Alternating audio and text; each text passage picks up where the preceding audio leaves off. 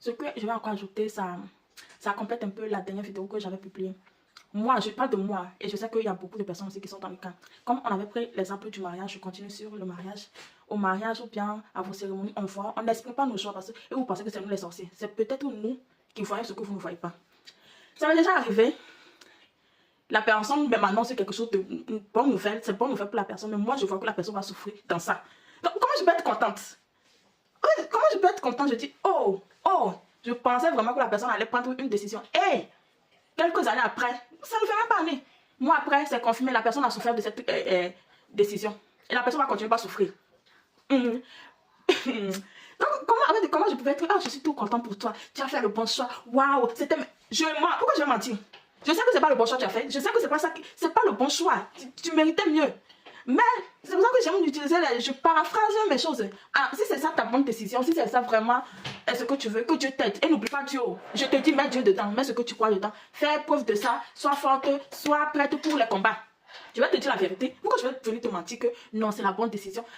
En fait, il y a beaucoup de personnes qui pensent que si quelqu'un vient t'annoncer une bonne nouvelle et tu dis, tu es sûr, ça veut dire que tu n'aimes pas la personne. Tu vois ce que... Ok. Tu vois ce que les autres ne voient pas. Spirituellement, même, tu vois ce que les autres ne voient pas. Donc, pourquoi tu vas encourager un mauvais choix? Tu peux dire, ok, je suis... Parce que quelqu'un t'annonce, ok, je suis contente. Et tu donnes les conseils. Le fait de donner les conseils, le fait de... Non, on ne vous envie pas. Non, non, non, non. Nous, on sait d'où on vient, on sait quel destin on a, etc. On ne vous en vient à rien. Des fois, on a pitié de vous. Mais pourquoi? Si moi, je dis j'ai pitié de quelqu'un, la personne me dit ma vie. Et c'est vrai, moi-même, ma vie me fait plus pitié que la vie de la personne. Pourquoi? Les gens qui sont appelés, hein, ou bien qui ont les dons, franchement, vous allez remarquer ça. Il y a des choses que tu ne peux pas exprimer parce que si tu exprimes, imagine, je vais vous donner l'exemple, quelqu'un vient te prêcher une bonne nouvelle. Non, tu seras riche, tu seras ça. Mais la personne même n'a rien, même vélo, la personne n'a pas. Tu vas dire, aïe, si tu as le don de voir ça, ou bien si Dieu t'a dit, ok, si j'investis dans ce business, ça va être riche, pourquoi tu n'investis pas? On n'a pas le même destin, c'est pas la même étoile, on ne peut pas faire la même chose, c'est ta vie. C'est pitié, ça fait pitié d'avoir un don pour pouvoir aider les autres et tu ne t'aides pas. C'est pitié, c'est pour ça que je dis, des fois il faut être du m'en foutisme. Il y a certains dons, quand tu vas donner certains dons aux gens, il faut donner le truc, il faut donner tout ce qui va avec.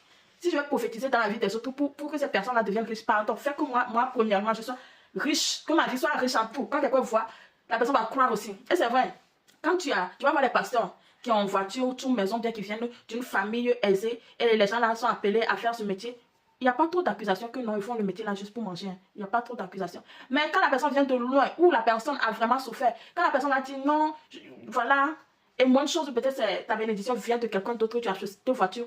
Ah, tout le monde va se lever contre toi. Oui, tes fidèles souffrent, tu prends leur argent, etc. Que tu fasses que chacun